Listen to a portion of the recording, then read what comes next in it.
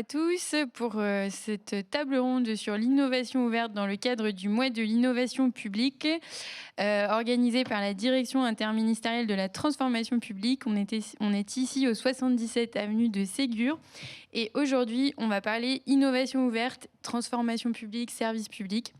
Je suis aujourd'hui avec plusieurs super intervenants. Alors, je vais leur laisser la parole pour nous parler un petit peu de leur mission actuelle, de leur parcours et de nous dire pourquoi aujourd'hui on va parler d'innovation ouverte. Donc, je laisse Blandine ouvrir le bal. Vous êtes responsable au pôle écosystème et développement de la Banque des Territoires. Et justement, à la Banque des Territoires, vous faites beaucoup de choses sur l'innovation ouverte. Oui, tout à fait. Alors, l'innovation ouverte, en fait, j'en fais depuis plusieurs années à la Caisse des dépôts. J'ai commencé en travaillant sur un projet de plateforme donc digital où j'ai intégré des services de start-up et je l'ai fait en mode, ce que j'ai l'habitude de dire, en mode Monsieur Jourdain, sans du tout savoir comment faire de l'innovation ouverte de façon très empirique.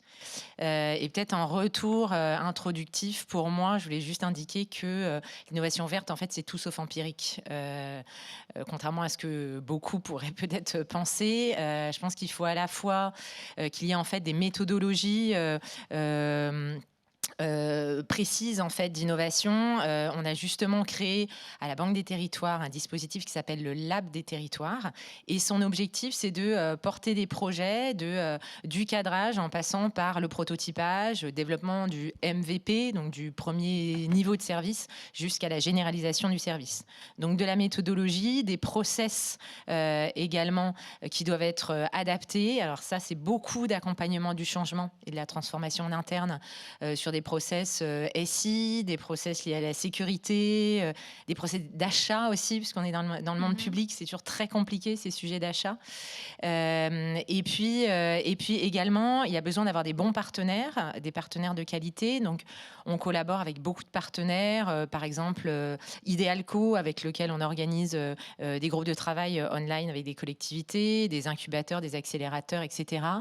Et puis, on a travaillé de façon innovante avec un acteur qui s'appelle YouChange, qui va cartographier sur un écosystème, en fait, les acteurs de l'innovation. Alors, il s'appuie sur l'intelligence artificielle. Il va, en fait, aller crawler le web et les réseaux sociaux pour identifier sur un sujet donné quels sont les acteurs qui prennent la parole et qui innovent. On l'a fait par exemple sur le sujet des réseaux d'eau et on a su cartographier les acteurs de l'innovation, les startups, les accélérateurs sur ces sujets-là. Et peut-être une dernière composante pour moi importante, c'est évidemment les équipes, l'équipe qu'on peut piloter, les équipes qu'on peut entraîner. Moi, j'ai eu la chance de constituer mon équipe au lancement de la Banque des Territoires mi-2018 avec à la fois des collaborateurs en interne et puis je suis allée évidemment recruter en externe et je pense qu'il faut accompagner ces collaborateurs, les former et vraiment continuer du coup ce mode de transformation interne des entités publiques pour vraiment que l'innovation ouverte puisse se mettre en œuvre de façon pérenne. Oui, alors on reviendra sur d'autres aspects de l'innovation ouverte tout à l'heure et vous aurez l'occasion de nous parler de plus en détail effectivement de votre méthodologie, de la stratégie pour les partenaires et aussi du besoin en fait que vous identifiez sur les territoires et de la mise en partage. Je laisse la parole à Massy Sirapian. Du coup, Massy, vous travaillez à l'Agence Innovation Défense et vous êtes justement responsable sur des questions d'innovation ouverte, n'est-ce pas ? Oui, alors j'ai oublié de préciser, mon prénom se prononce Massis. Ah, excusez-moi. Voilà, ça peut pas se deviner. Oui, alors je suis le second du pôle innovation verte, l'agence d'innovation de défense. Je vais dire ce que fait l'agence. Pour mon profil, je suis ingénieur militaire, donc essentiellement quand même corps de l'armement et ministère des Armées, avec quand même un passage en PME pendant 3 ans. Dans une PME industrielle, donc avec une expérience de première main, frontière start-up, puisqu'on devait créer une nouvelle activité vraiment comme une start-up, mais aussi PME un peu plus traditionnelle, quoi. L'Agence d'innovation de défense, donc, elle ne s'occupe pas que d'innovation verte, elle s'occupe de toute l'innovation du ministère des Armées, à la fois planifiée, c'est-à-dire recherche, développement, décliné des besoins prévisibles des armées, comme tous les grands groupes. On a des feuilles de route technologiques que le civil, en gros, ne va pas développer. C'est ce qui prend quand même 80% de notre budget. Et l'innovation verte, qui n'était pas vraiment structurée avant donc septembre 2018, date de création de l'agence. Notre définition de l'innovation verte, c'est on va aller détecter et suivre des innovations civile qui ne se destinent pas forcément à notre milieu. Donc on chasse pas ou on pêche pas forcément avec un hashtag défense. Donc des innovations qui ont un potentiel de diversification, c'est-à-dire d'application aussi pour des cas d'usage défense pour lesquels, je répète, éventuellement ils n'étaient pas faits initialement, quoi.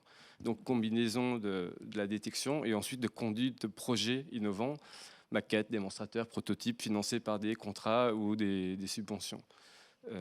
Voilà, en gros, l'activité d'innovation verte. Donc votre stratégie d'innovation verte, c'est de s'intégrer dans une stratégie plus globale d'innovation et de voir comment en fait cette dynamique d'innovation verte, elle peut être structurée pour aller compléter une innovation en interne, pourquoi pas des processus d'innovation qui sont plus traditionnels entre guillemets, et avoir effectivement la possibilité de développer des solutions techniques que vous n'auriez pas pu identifier autrement.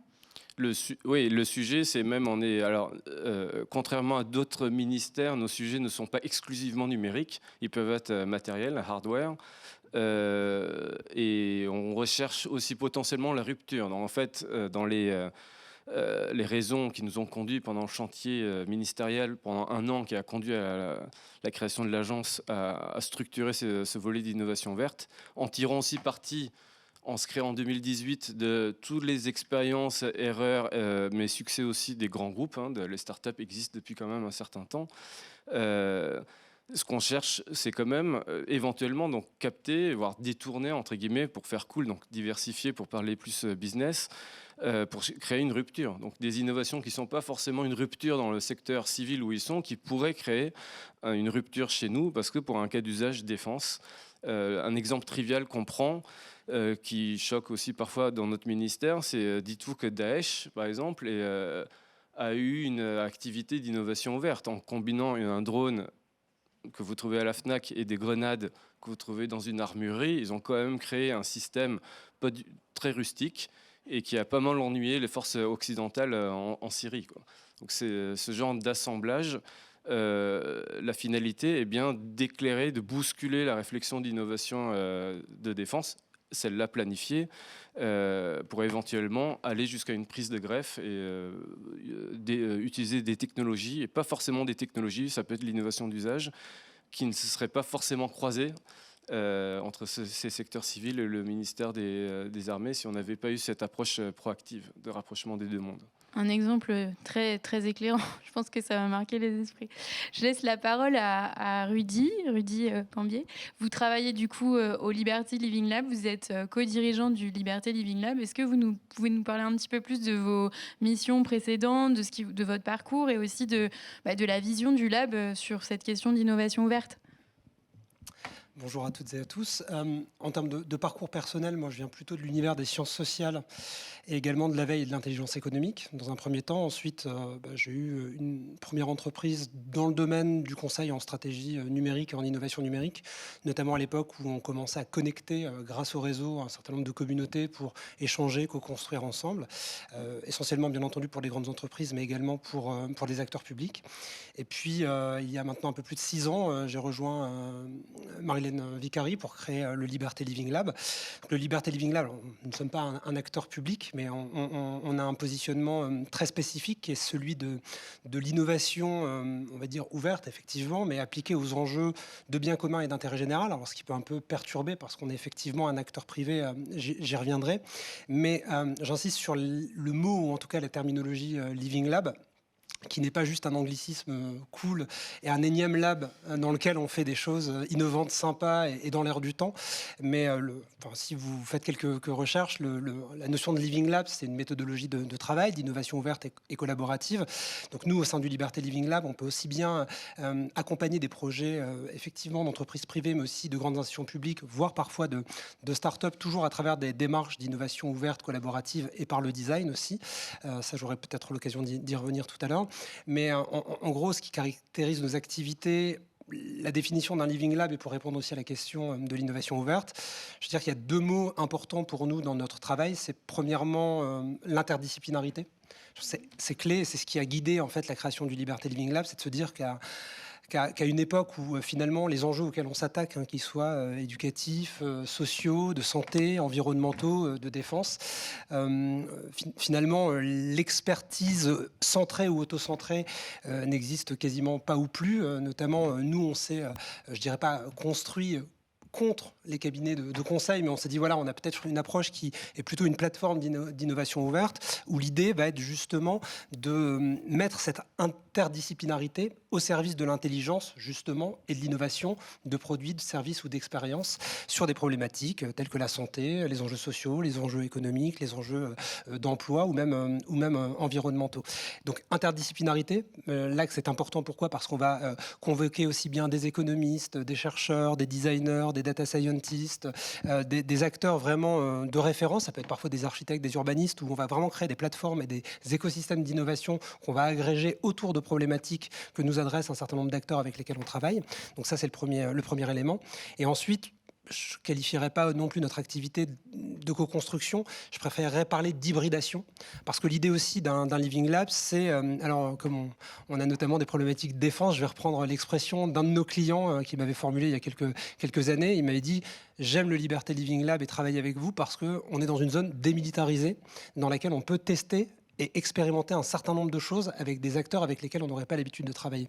Et ça, vraiment, l'hybridation, pour nous, c'est extrêmement important. C'est pas juste connecter des acteurs en se disant qu'est-ce que ça va donner l'innovation, mais c'est aussi penser les modèles et l'hybridation des modèles, qu'ils soient économiques, qu'ils soient tantôt aussi de gouvernance, pour travailler, certes, la question des innovations, mais aussi des nouvelles modalités de collaboration, de travail, de gouvernance et également tout simplement d'impact pour les usagers, les usagères, qu'ils soient professionnels ou directement citoyens.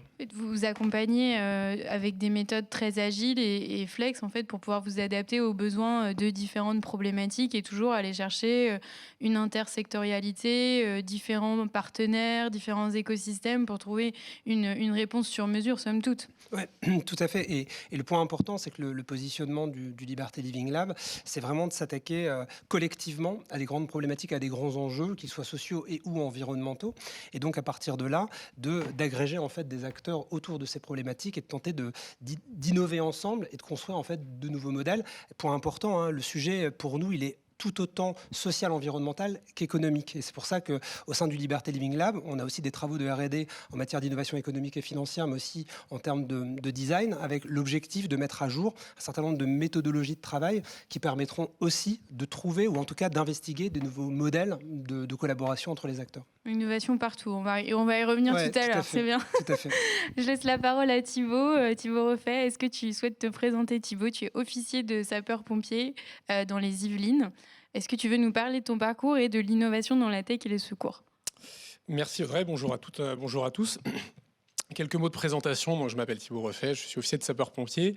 Après 5 années passées en unité opérationnelle, j'ai rejoint le SDIS des Yvelines il y a 2 semaines pour prendre la tête du service innovation. Et je suis également cofondateur de l'association Atraxis, donc une association que nous avons créée il y a 4 ans et demi maintenant, avec une double ambition d'essayer de favoriser la diversité des profils dans l'écosystème et dans les métiers du secours, et également d'essayer de favoriser l'innovation. Et du coup, c'est assez intéressant sur la partie innovation ouverte, parce que l'innovation ouverte est liée à la diversité de regard, la diversité de cursus, la diversité de sensibilité, la diversité cognitive. Certains profils vont détecter des choses, alors que d'autres, on va leur présenter la même situation, ils vont détecter autre chose. Donc pour nous, diversité et innovation, c'est très lié, parce que c'est cette complémentarité qui était évoquée par l'ensemble des intervenants tout à l'heure, qui va, dans notre état d'esprit, être un préalable à l'innovation. Et pour nous, l'innovation ouverte, qu'est-ce que c'est ? Comme vous le disiez tout à l'heure, Blandine, on en fait sans vraiment savoir qu'on en fait dans nos services de secours. Donc, petite parenthèse, les services de secours, il y en existe globalement une centaine sur le territoire. Ils existent aux échelons départementaux, avec une particularité de la brigade des sapeurs-pompiers de Paris, qui sont des militaires qui sont sur Paris-Petite-Couronne, et le bataillon des marins-pompiers de Marseille, pour la ville de Marseille. Donc ça fait globalement une centaine de services d'incendie et de secours.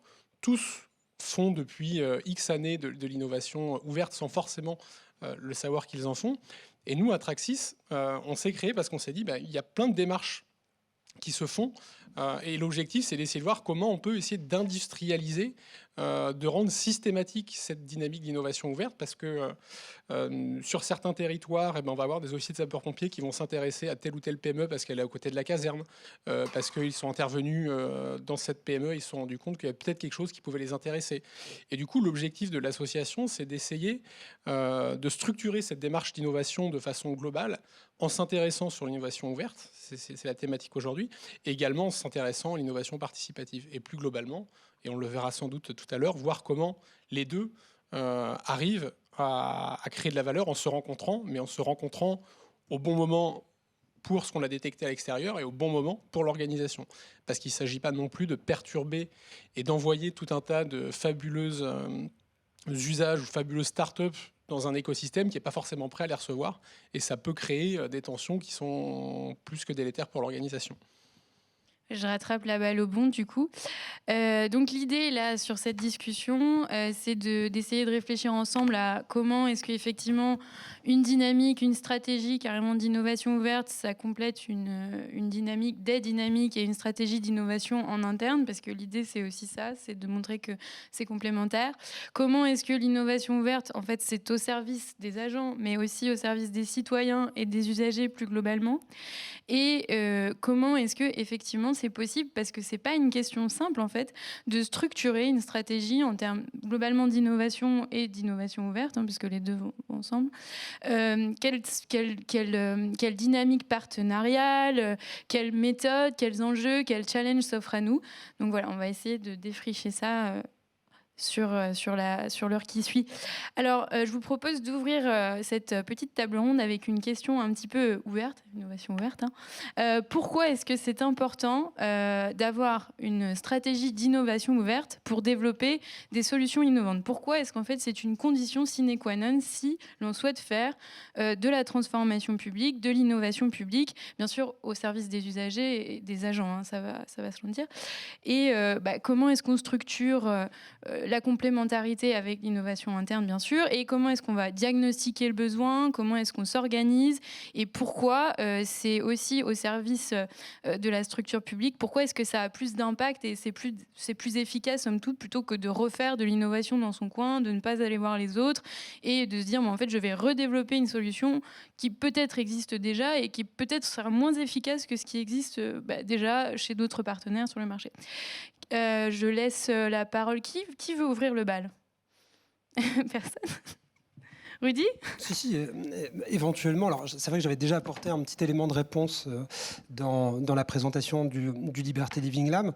Je repars de la question initiale qui est celle de pourquoi ne pas faire uniquement de l'innovation interne et pourquoi se tourner, ouvrir et se tourner aussi vers l'extérieur. Quand je disais que j'avais apporté un premier élément de réponse, je parlais de l'hybridation et de la complexité des thématiques et des sujets sur lesquels on travaille tous et toutes, je pense, obligatoirement s'ouvrir apporte de la richesse et permet en fait de nourrir en termes d'intelligence les projets sur lesquels on va travailler. Ça, c'est pour moi le premier élément, c'est-à-dire ça permet aussi de décentrer le regard, c'est-à-dire que je pense que, je vais reprendre une expression assez triviale, mais qui est celle d'avoir le nez dans le guidon par rapport aux sujets sur lesquels on a l'habitude de travailler, ne serait-ce que déjà s'ouvrir et s'aérer un peu l'esprit et avoir de nouvelles énergies, nouvelles idées qui rentrent dans un projet.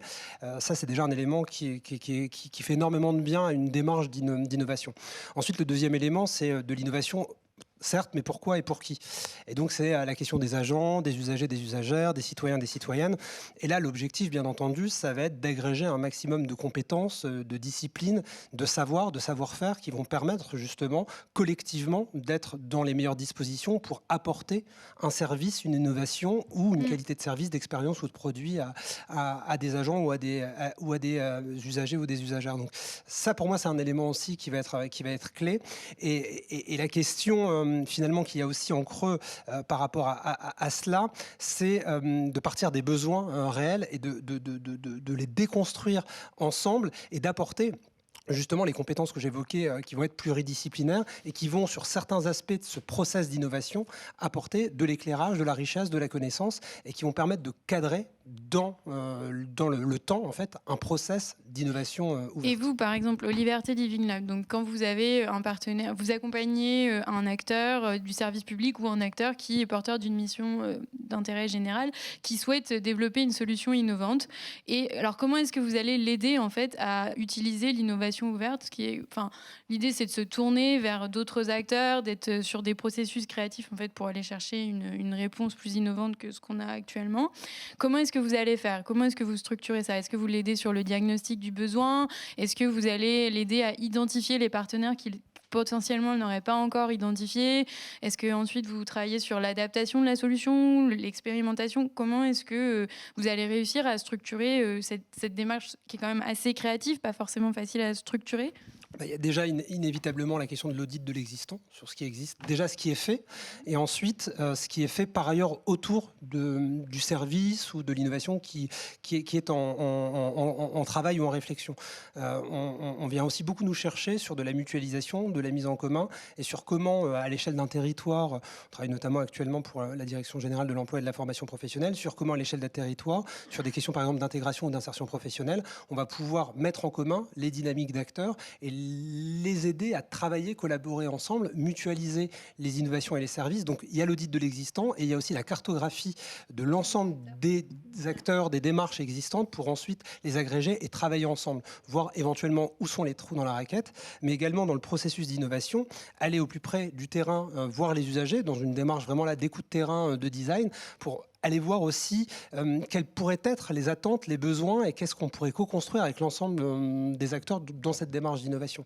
Donc là, il y a vraiment ce travail, on va dire quasiment anthropologique ou de sciences sociales, de terrain et d'écoute qui va être clé dans cette démarche. Et puis ensuite, l'idée, c'est dans un écosystème d'acteurs qu'on aura agrégé autour d'une thématique et d'une problématique, de constituer en quelque sorte une task force qui permettra ensemble de co-designer ou co-construire, bien entendu, la solution qu'on pourrait imaginer ou penser ensemble. Ça peut être des macro-dispositifs, parfois ça peut être une innovation plutôt sur le plan organisationnel ou sur le plan du service, de l'expérience ou du produit qu'on pourrait proposer à des acteurs.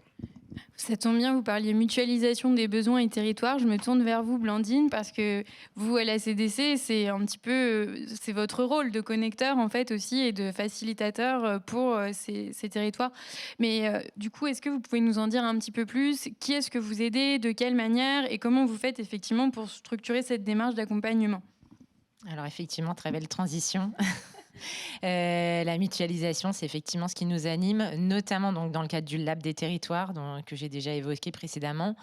Le Lab des territoires, on l'a créé pour en fait accélérer la création de services digitaux innovants à destination des territoires. Donc pour nous, les territoires, c'est à la fois les collectivités, les organismes de logements sociaux, les professions juridiques, puisqu'on est très très proche des notaires évidemment. Donc beaucoup d'acteurs en fait. Beaucoup d'acteurs variés avec lesquels donc on collabore étroitement. Parce qu'on s'est rendu compte que ces acteurs-là n'ont très souvent pas l'ensemble des ressources, voire des compétences et même des capacités à justement, ce qui était dit juste avant, de cartographier cet écosystème d'innovation, de bien détecter les bons acteurs innovants.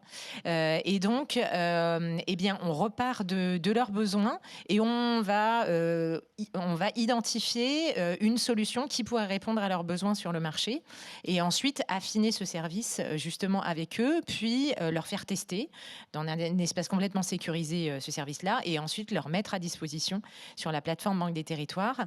Alors c'est vrai qu'on a deux manières d'envisager les sujets, soit à partir d'un besoin donné, on va identifier une solution qui existe déjà sur le marché. Donc, ça a été le cas, par exemple, pour donner un exemple concret, dans le cadre du programme Action Cœur de Ville, qui est un programme qui vise à la redynamisation des centres-villes. En fait, on a réussi à construire avec des collectivités un outil de data visualisation, donc d'un ensemble de données de leur territoire, démographiques évidemment, sur le commerce, sur les flux dans la ville, pour bien cartographier leur territoire, définir leur programme d'action et puis suivre leur programme d'action sur la durée. On l'a lancé sur donc les actions cœur de ville. Maintenant, on le déploie également sur le programme Petite Ville de demain. Et ça, on l'a co-construit avec une start-up qui s'appelle Spalian, avec laquelle on collabore sur la durée sur ce sujet-là. Sur un autre sujet, donc si je reprends le fil du sujet des réseaux d'eau, là, sur ce sujet, on l'a travaillé en mode plutôt hackathon. Alors, un hackathon, c'est tout sauf juste une journée où on se met ensemble et on imagine la solution, mais tout le monde le sait. Avant et autour après. de cette table. En l'occurrence, là, on a collaboré avec Matrice, Alice, les bureaux sont pas très loin d'ailleurs, qui est issue d'École 42. Oui. On est parti de cette problématique des réseaux d'eau et on s'est rendu compte d'un sujet très basique qui est justement ce sujet, on tourne toujours sur la même problématique, la cartographie des réseaux d'eau. Comment est-ce que les collectivités ont à leur main un ensemble de données sur ces réseaux d'eau? En l'occurrence, oui pour les plus grosses, bien sûr, un peu moins sur les moyennes collectivités et peu sur les petites collectivités qui disposent souvent de plans papier qui ne sont pas digitalisés. Donc l'idée, c'est d'aller plus rapidement dans la digitalisation, dans l'automatisation en fait de la digitalisation de ces plans papier. Donc a émergé justement la création d'une start-up avec un service, donc ça s'appelle autogeo.ai et l'objectif est maintenant on le teste avec des collectivités, et bien l'objectif évidemment est de le déployer plus globalement puisque derrière la Banque des Territoires intervient sur le financement de la rénovation des réseaux d'eau. Voilà, donc tout ça s'inscrit dans un parcours client qu'on va co-construire avec les collectivités. Oui, vous arrivez en fait sur la base d'un échantillon d'acteurs à essayer de comprendre le besoin, trouver la solution, l'adapter et ensuite la redéployer. Et c'est vrai que des petites villes, petites collectivités n'auraient pas le temps en fait de faire ce travail. C'est très chronophage et c'est compliqué. Ouais, c'est pour ça que je me retrouve vraiment sur le sujet de mutualisation. Ouais. Et après, alors je rebondis sur le sujet également du modèle économique, qui est un gros sujet, parce que qui dit mutualisation ne dit pas forcément directement modèle économique. Donc ça, c'est par contre des choses aussi sur lesquelles forcément on travaille avec une dynamique qu'on instruit à la fois avec nos clients et aussi avec les partenaires. C'est-à-dire que voilà, comment les partenaires peuvent également se rémunérer sur ce type de service pour pas à chaque fois faire payer le client final. Donc voilà, c'est ces modèles-là qui oui, donc considération vraiment des partenaires, du client ou de la personne qu'on accompagne, parce qu'en fait, ils vont travailler main dans la main après. Donc il faut aussi que ça fonctionne pour tout le monde. Tout à fait, complètement. Je me tourne vers vous, Massis, parce que le ministère des Armées, c'est quand même une référence en termes d'innovation et aussi en termes d'innovation ouverte. Alors vous êtes sur des problématiques assez techniques parfois, mais comment est-ce que vous faites, vous, à l'Agence Innovation Défense, pour effectivement structurer cette démarche d'innovation ouverte? Comment est-ce que vous travaillez avec les autres services, départements, méthodes, pour développer des solutions innovantes sur des problématiques peut-être diverses, techniques, de terrain, organisationnelles, je ne sais pas, ça peut être aussi développement de solutions numériques. On est tout à l'écoute de votre retour d'expérience. Je vais m'en limiter aux informations non classifiées alors. Je vais répondre sur le comment, je reviens quand même aussi au pourquoi. Les startups disent « start with why », nous on dit « état final recherché » dans une mission militaire. C'est exactement la même chose. Si ça, on n'est pas aligné sur le pourquoi, on risque d'avoir des soucis. Donc le pourquoi déjà, vous aviez posé la question, pourquoi ne pas se contenter d'une innovation fermée ou prescrite. L'analyse qu'on avait faite en 2017 pendant chantier ministériel sur l'innovation, c'était 47% des startups ne veulent pas travailler avec le secteur défense. Donc il y a une masse noire qui nous passe à côté. Et la plupart du temps d'ailleurs, à leur décharge, pour des bonnes raisons. La plupart du temps, c'est parce que j'y avais pas pensé. En fait, ça, c'est pas du tout destiné à la défense. Ils connaissent pas nos cas d'usage. Ils voient pas que il y avait une application possible. Concrète. Et puis même, il y a des raisons un peu génériques. L'État, c'est lent. L'État, c'est incohérent. Ça paye mal, etc. Si on se présentait dans les sondages comme juste sécurité et pas défense, ou juste l'État, on avait quand même un taux qui était vers 33-34% quand même de non merci. Par ailleurs, il y a une explosion depuis 2012-2013 partout, enfin au moins en France, un peu plus tôt aux États-Unis, de ces nouveaux acteurs économiques, les startups, qui ne sont pas des très petites entreprises. Ils sont radicalement différents en termes d'acteurs économiques. Ils se développent différemment et donc il fallait aussi les traiter différemment pour pas être toxiques par rapport à leur croissance, quoi. Et c'est pour ça qu'on a voulu faire fromage et dessert, c'est-à-dire pour les hautes barrières à l'entrée, c'est-à-dire il faut des années de recherche ou des millions d'investissements, comme nous on fait.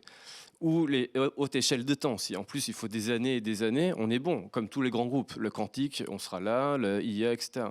Tout ce qui est faible barrière à l'entrée, faible échelle de temps, le numérique étant le pire, entre guillemets, c'est là où on a les startups Et c'est là où toute grande organisation, pour des raisons même organisationnelles, est désemparée, parce que les échelles de temps ne sont pas les mêmes, les logiques planificatrices et de maîtrise du risque des grands groupes s'opposent à « je pivote et je prends des risques », parfois radicaux. Quand je suis start-upper, j'ai 25 ans, et si ça plante, je retourne chez papa et maman, et donc je prends beaucoup plus de risques que des entrepreneurs il y a 10-15 ans, qui avaient beaucoup à perdre. Bref, le pourquoi, c'est quand même, il y a un gisement d'opportunités dans ces nouvelles communautés que sont les startups. Et donc, il fallait qu'on complète par une méthode de chasse qu'on oppose à la pêche. Donc, enfin, pour parler commercial, c'est inbound, outbound, mais comme personne ne connaît ces termes dans les cabinets, donc on avait plutôt, ça parle plus. La pêche, vous avez un portail, on a un portail internet, quiconque peut venir se manifester à l'agence. Mais il y a un biais, c'est que vous voulez travailler avec le ministère des Armées. La chasse, je vais aller cibler des gens et petit à petit, les qualifier, les ramener peut-être dans mon environnement. Donc ça, c'est le pourquoi. Et donc dans le comment, en fait, on combine 3 grandes fonctions, et je suis complètement d'accord avec Blandine, tout ça est très processé, c'est relativement connu. On a de la chance quand même de s'intéresser à ces problématiques relativement tard, en fait, à l'échelle même des grands groupes privés. Et donc on peut déjà apprendre leur échec. Échec, les stats de 2017, moins de 2% des startups détectées par les grands groupes sont intégrés dans leur processus. Donc on peut faire tous les éléments de langage qu'on veut. Donc l'innovation ouverte, c'est difficile aussi pour le privé. Hein. C'est difficile pour tout le monde. Échec patent. Donc d'ailleurs, il y a pas mal d'incubateurs privés ou publics, mais plutôt privés, qui ont commencé à fermer il y a 2-3 ans. Parce qu'on a mis beaucoup d'argent pour aller à Vegas, pour faire les labs, etc. Et puis à un moment, qu'est-ce que ça délivre, quoi ? Destruction de valeur, prédation volontaire, involontaire de start-up, etc. Donc la chance d'un dernier entrant comme l'Agence d'innovation de défense sur un marché, c'est de ne pas faire les erreurs des prédécesseurs. On a le droit d'en faire des nouvelles, mais on n'a pas le droit de retomber dans les mêmes écueils. Et donc ce qu'on voulait faire, c'est... Comme Thibault l'a dit, initier les bons projets au bon moment, en fait, à la fois au bon moment pour les startups qu'on détecte, au bon moment pour nous aussi. Et donc, on va tenir compte de certains niveaux de maturité technologique, maturité business aussi. Nous, contrairement à peut-être les autres intervenants, nous, on ne veut pas être le premier marché d'une startup qui se crée. On ne veut pas créer une startup défense. Ça se finance mal en Europe, ça fait peur aux investisseurs. En série A, il serait probablement bloqué, sauf cas peut-être cybersécurité, mais ce sont des exceptions. On veut être un relais de diversification. Et donc, on doit regarder où ils en sont dans leur développement civil. Donc, ça, c'est pas très théorisé, la maturité technologique. La NASA a très bien codifié depuis les années 70. La maturité business, en plus, dans un environnement où on mélange plutôt des officiers des forces et des ingénieurs qui n'ont pas forcément une culture business très développée, cette maturité business est aussi celui du cas d'usage. C'est-à-dire que, par exemple, une des thématiques sur lesquelles on nous oriente, nous, au ministère, c'est gestion de flotte de véhicules autonomes, par exemple, et c'est un drone. On ne sait pas forcément exactement pourquoi faire, en fait. Ça intéresse toutes les armées, mais c'est quoi le cas d'usage ? Si le cas d'usage n'est pas très défini, je ne vais pas aller défocaliser des startups à faire des POC, donc des Proof of Concept, qui est un mot qu'on a proscrit au ministère. Les gens continuent à l'utiliser, mais non, ils se sentent de plus en plus coupables. On préfère les notions de maquette, démonstrateur, de prototype, mais Proof of Concept, c'est délicieusement ambigu. Ça fait aussi partie des recettes des grands groupes qui involontairement ont coulé des boîtes. Et donc, initier le bon projet au bon moment, c'est comprendre déjà quelle est la trajectoire de la start-up que je rencontre, aussi quels sont ses points de vigilance, l'équipe, etc. Donc la première chose qu'on fait, nous, c'est pas analyser un cahier des charges, c'est rencontrer l'équipe fondatrice, et pendant 1h30, les pitchs pendant 10 minutes, on trouve pas ça très sympa pour personne en fait. Et c'est qui tu es, pourquoi tu as fait ça, qu'est-ce que tu veux faire, civil.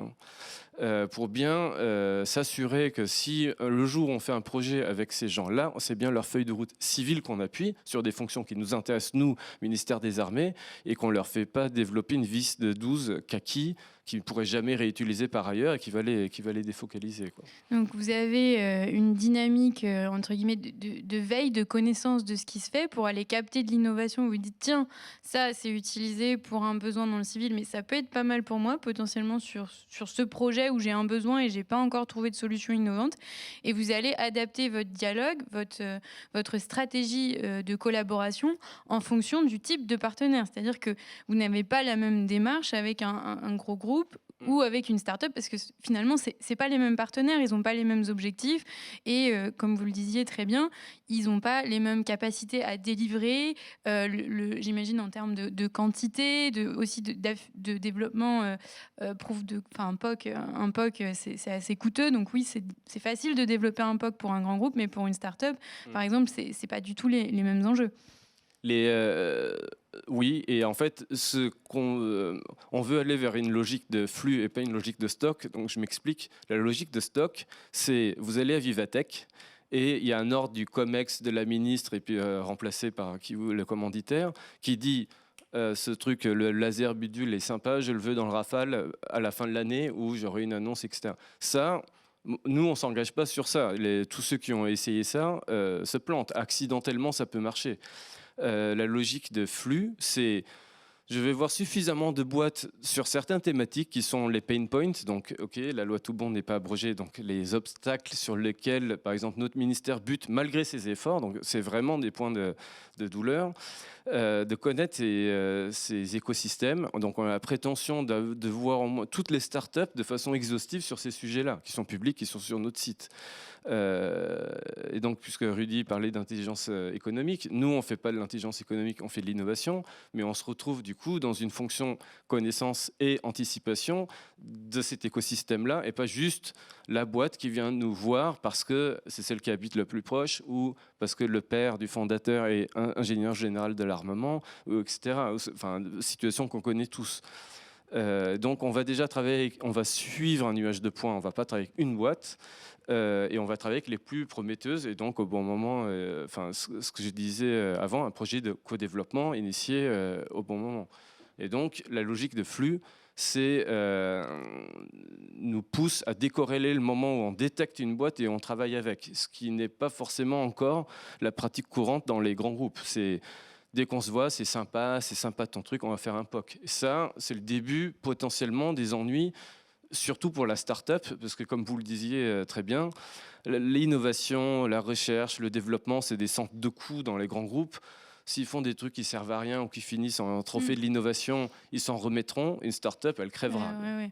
Et qu'est-ce que, en termes d'impact, est-ce que vous voyez la différence? Parce que, in fine, votre objectif, c'est ça, c'est d'arriver à développer des solutions qui fonctionnent bien, à les développer assez vite, j'imagine avec un coût raisonnable aussi, parce que trop cher, c'est pas possible. Et comment cette stratégie, ça vous a aidé à potentiellement développer des produits plus adaptés, à éviter aussi certains écueils peut-être du passé où on a investi dans une solution innovante qui en fait était pas forcément adaptée aux besoins et on a investi beaucoup dans beaucoup d'objets ou en grande quantité. Est-ce que cette stratégie d'innovation ouverte, ça vous aide à éviter ce genre de problème?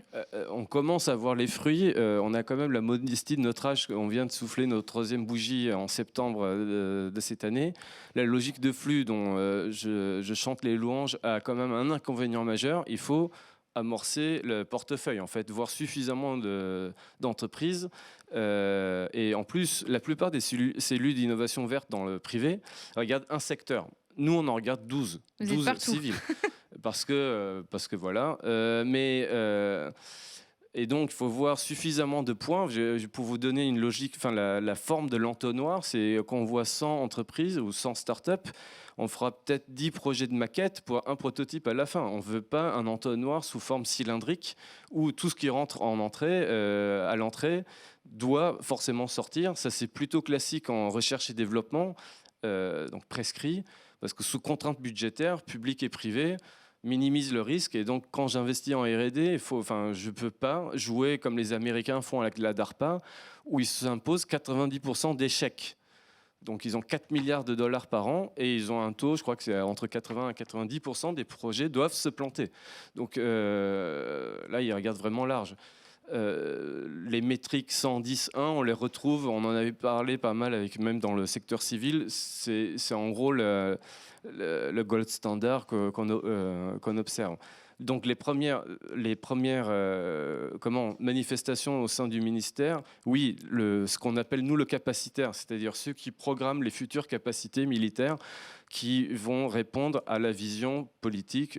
Il y a toujours un livre blanc qui décrit l'ambition militaire, mais qui va dire, par exemple, je veux de Vigipirate à la dissuasion nucléaire, je veux pouvoir intervenir sur tant de théâtres d'opération à la fois, etc. Les militaires le transcrivent en capacité militaire, la Direction générale de l'armement en équipement et en capacité industrielle. Donc c'est ces gens-là qui font la pluie et le beau temps dans le ministère. Ils sont en train de se faire influencer par à la fois ce qu'on voit, nos productions de façon tangible. C'est des projets, bien sûr, mais tout ne passe pas par un lab, tout n'est pas expérimentation, c'est aussi des productions de veille. Donc des notes de tendance, toutes les boîtes qu'on voit, qu'est-ce qu'on en déduit, on connaît en plus du coup leurs feuilles de route qui ne sont pas forcément publiques parce que juste on est sympa, on leur dit tout, ils nous disent tout, etc. Donc ça, à la fois donc, les productions de veille et de projets commencent à avoir un impact parce que c'est bien avec ces gens du capacitaire que le dialogue s'est amorcé et pas exclusivement avec...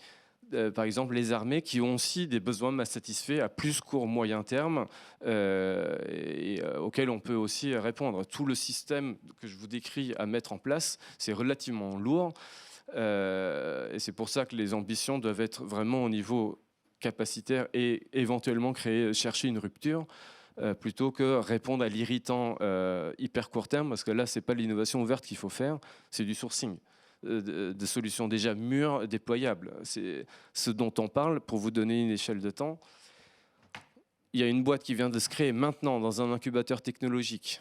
Il ne sait pas encore en fait ce qu'il va faire comme produit ou service et à qui il va le vendre. Donc pas du tout segmenté, c'est hardware. Et moi, je ne sais pas quoi en faire. Ça, pour l'amener sur un truc défense et en le laissant se développer correctement si le civil, c'est peut-être 4 ans. Ce n'est pas 18 mois d'expérimentation.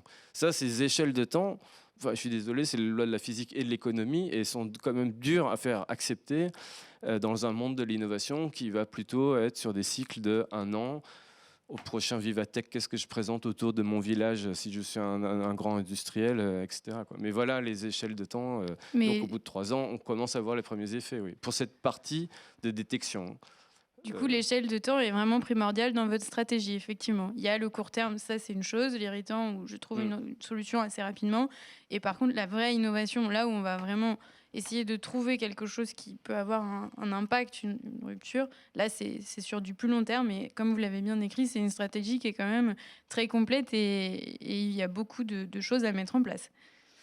Je me tourne vers Thibaut parce que comme on parle d'échelle de temps, on va pouvoir parler de Tech et Secours où on est effectivement sur une réflexion avec, vous parliez d'Atraxis, où on parle vraiment pas des prémices, mais vous êtes effectivement sur comment est-ce qu'on structure cette dynamique d'innovation au sens large, d'innovation ouverte? Comment est-ce qu'on peut s'inspirer de ce qui se fait dans d'autres ministères où il y a des besoins similaires? On pense au ministère des Armées, sur l'innovation technique ou de produits. Qu'est-ce que vous avez pu mettre en place dernièrement par rapport à effectivement aussi une dynamique complémentaire à ce qui se fait en interne? Parce qu'il y a beaucoup d'innovation qui se fait en interne aussi dans le milieu des secours. Tout à fait, il y a beaucoup d'innovations en interne dans le milieu du secours parce que culturellement, nos équipes sont confrontées à tout un tas d'irritants parce que lorsqu'ils se présentent dans une situation, c'est parce que de fait, il y a eu un dysfonctionnement. Donc ça rend la culture très adaptable et historiquement, les pompiers étaient de tout corps de métier et donc avaient la capacité manuellement à proposer tout un tas de matériel qui pouvait s'adapter à des situations qu'ils ont rencontrées. Maintenant, moi, je vais vous parler un petit peu de la stratégie d'innovation qu'on a commencé à poser sur le papier à la suite de nombreuses rencontres. On a passé 2 ans à rencontrer tout un tas d'acteurs de l'innovation dans tout un tas de secteurs d'activité. Donc on a rencontré des acteurs qui sont autour de cette table notamment. L'objectif, c'était de voir comment des grands groupes, des acteurs publics, des acteurs privés, mettaient en place l'innovation au service de la performance de l'organisation. Donc pendant 2 ans, on a fait ce tour d'horizon et puis il y a 1 an, on a décidé de poser sur le papier des premières réflexions, même si ça doit toujours évoluer, pour globalement se dire qu'aujourd'hui, les services de secours, ils n'ont pas les moyens de l'armée. On n'a pas la DGA au ministère de l'Intérieur. On est un secteur d'activité qui est encore plus restreint que le secteur de la défense. C'est vraiment le milieu du secours est un vrai secteur de niche, qui est un marché qui est difficile d'accès parce qu'il est très petit et il est très fragmenté, parce que c'est une centaine de différents acteurs. Et du coup, on s'est dit, globalement, les services de secours, ils doivent se structurer pour être ultra agiles dans leur innovation avec des coûts très, très faibles. Donc, on a considéré que la recherche et le développement, ce qu'on a appelé l'innovation de cycle long, ce n'était pas forcément la meilleure idée parce que difficile de mettre des équipes pour faire lever des verrous technologiques qu'on n'était pas en capacité, d'un point de vue organisation, à faire lever. Donc du coup, on s'est dit, qu'est-ce qu'on peut faire pour de l'innovation de cycle court pour rapidement, plus rapidement qu'une échelle de 5 à 10 ans, réussir à avoir des solutions à des irritants terrains ou à améliorer la performance opérationnelle. Donc on s'est dit, sur l'innovation de cycle court, il y a deux piliers importants, donc l'innovation ouverte et l'innovation participative. Et dans la dynamique d'innovation ouverte, on s'est dit, déjà, est-ce qu'on ne pourrait pas regarder ce qui se fait dans le secteur de la défense et dans le secteur de la santé, parce qu'on considérait que c'était 2 écosystèmes où il y avait énormément de fonds, de mouvements, de dynamisme, et qu'en veillant déjà des écosystèmes qui étaient assez proches des nôtres, la santé et l'armée, on aurait la capacité de détecter certaines choses qui pourraient nous intéresser à l'instant T ou dans 1 an, 2 ans. Donc c'est dans ce cadre-là qu'on s'est rapproché d'écosystèmes d'innovation de la santé et de la défense, en se manifestant à eux, en leur disant si jamais dans vos radars vous avez des solutions qui pourraient de près ou de loin intéresser les milieux du secours, nous on est plutôt preneurs pour pouvoir éventuellement aller plus loin dans la rencontre et orienter les échanges vraiment sur la partie secours. Donc on a fait cet effort de connexion à d'autres écosystèmes, parce que nous sommes une association, on n'a pas forcément les moyens d'avoir 10 équivalents temps plein pour faire de la veille et parcourir le monde, les salons tout au long de l'année. Donc on s'est dit, on va s'appuyer sur les acteurs qui le font déjà. Et déjà, en s'appuyant sur ces acteurs-là, on a pu détecter là, en 2 ans 150 acteurs. Donc on est dans cette dynamique de flux, on identifie 3-4 acteurs sur un sujet, on voit où ils en sont quand des besoins vont remonter du terrain et quand l'organisation commencera à se manifester concrètement en disant là on a une difficulté, comment on fait pour la lever.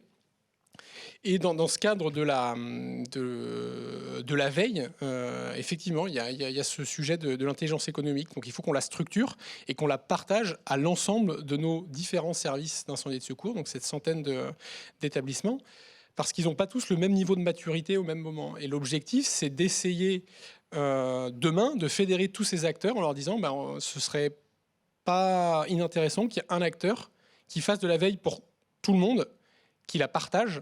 On revient à la mutualisation, encore et toujours. On en revient à la mutualisation encore et toujours. Donc vraiment, l'idée pour l'association aujourd'hui, c'est d'essayer de rentrer dans cette dynamique de flux qui a été évoquée en s'appuyant sur des écosystèmes d'innovation qui existent déjà, parce qu'on n'a pas la possibilité de le faire. Et demain, s'intéresser à d'autres écosystèmes qui sont un peu plus éloignés de notre cœur de mission. Ça peut être l'écosystème de l'automobile, du divertissement. Pour l'instant, on se concentre, nous, associations, sur l'armée et la santé, parce qu'on pense que déjà, en veillant ces 2 écosystèmes, on peut trouver des choses pertinentes. Et demain, l'objectif, c'est d'essayer d'ouvrir le scope de veille, parce que, comme pour l'armée, le sujet de la sécurité, il va concerner tout un tas de secteurs d'activité, parce que le secteur automobile, c'est la sécurité embarquée. Le secteur du bâtiment, nos personnels, ils vont s'engager dans des bâtiments demain. Donc, c'est se connecter à toutes les dynamiques de smart building pour voir ce qui est en train d'être fait et voir comment nous, on pourra s'intégrer.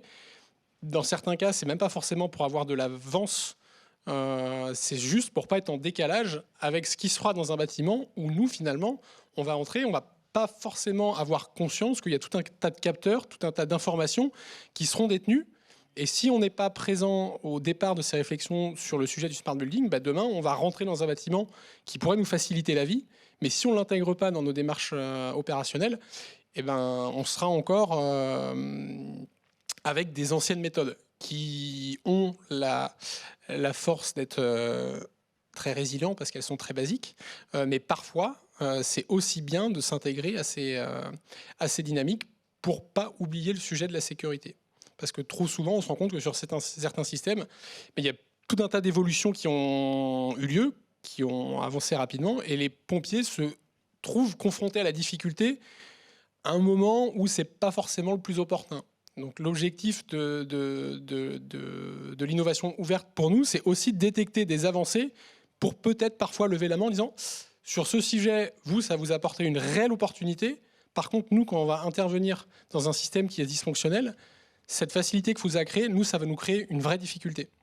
Donc, anticiper pour être plus efficace le jour J, oui. Parce qu'en période de crise, on veut éviter ce genre d'écueil et aussi essayer de vraiment comprendre, comme vous le disiez Blandine tout à l'heure, le besoin des partenaires ou des autres acteurs de l'écosystème, parce que c'est ça qui est aussi hyper important.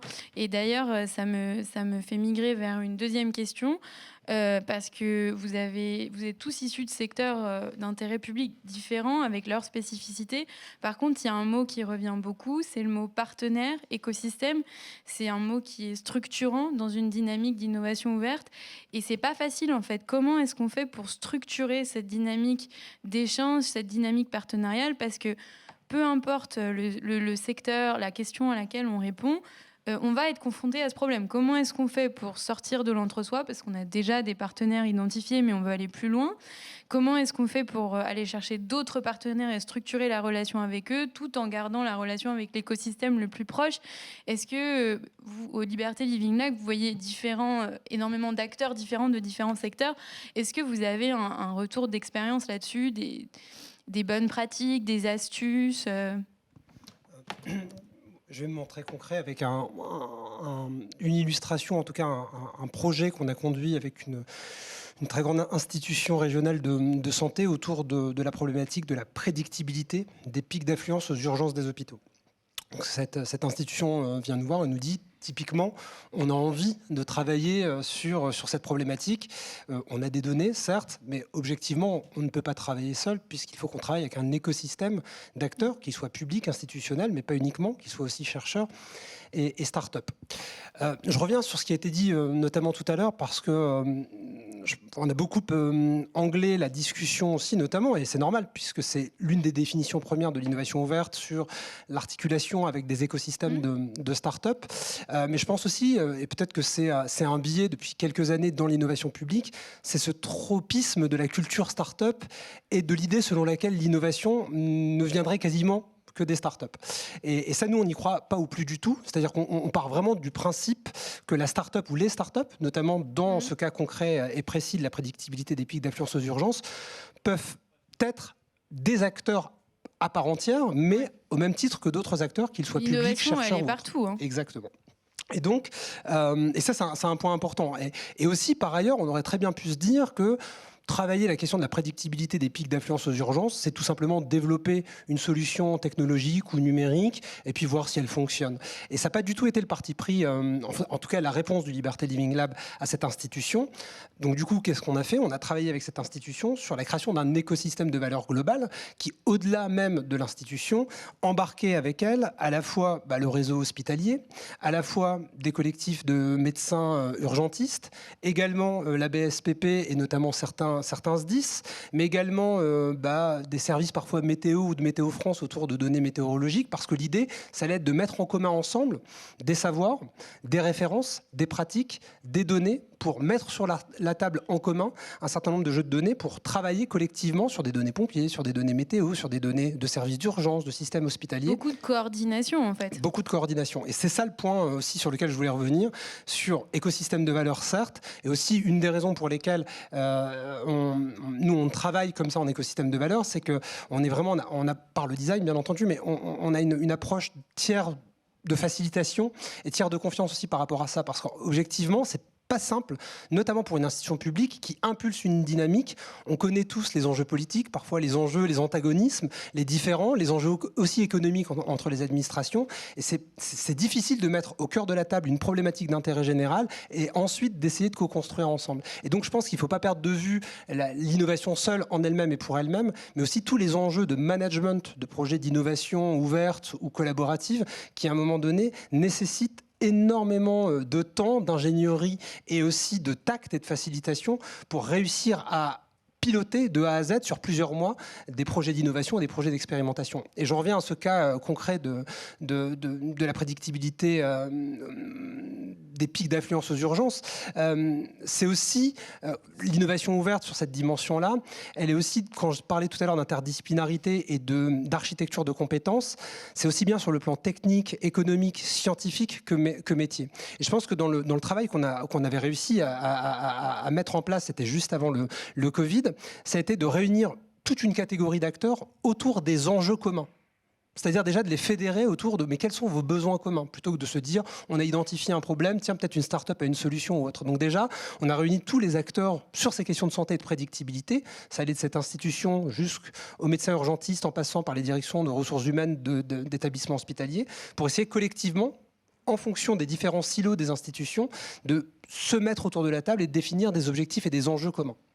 Et ensuite, on a travaillé, alors ça a été 12 mois de programme d'expérimentation, mais jusqu'à ce qu'on appelle des sprints data design ou aussi de modélisation d'un service d'aide à la décision à la fois pour les directions RH des systèmes hospitaliers mais également pour les médecins urgentistes sur le terrain qui leur permettait d'anticiper peut-être des afflux aux urgences sur le plan économique, sur le plan RH, sur le plan logistique. Et ce travail, c'est un va-et-vient permanent entre l'intégralité de ces acteurs, notamment des acteurs terrain métier, également des acteurs techniques qui gèrent la donnée, les infrastructures aussi technologiques ou numériques derrière, et aussi tout un écosystème là pour le coup, soit de start-up, soit de chercheurs qu'on agrégeait pour venir apporter des briques, des réflexions, des innovations spécifiques où chacun finalement construisait ou co-construisait ensemble une solution qui allait répondre directement aux besoins des personnes sur le terrain et des usagers sur le terrain. En fait, le diagnostic du problème, l'identification du besoin, ça vous prend autant de temps, voire plus de temps que de trouver le levier d'innovation qui va pouvoir répondre à ce besoin parce que au final, c'est compliqué en fait de savoir quel est le besoin, pour qui on le fait, comment est-ce qu'il répond aux besoins des agents, puisque là, au départ, c'est quand même une demande de la part des services hospitaliers qui souhaitent être plus performants, plus à l'écoute des patients, etc. Mais il y a aussi le patient qui rentre en compte. Et en fait, du coup, il faut aussi prendre le parcours patient en compte quand vous faites le diagnostic. Donc, c'est très long et ça implique énormément d'acteurs, du coup.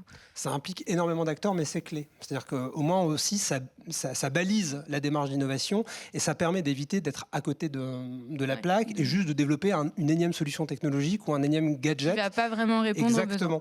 Et je donnerai une illustration concrète. D'ailleurs, Thibaut était intervenu en qualité de mentor pour les SDIS et sur des problématiques notamment d'intégration de données de la BSPP sur ce projet.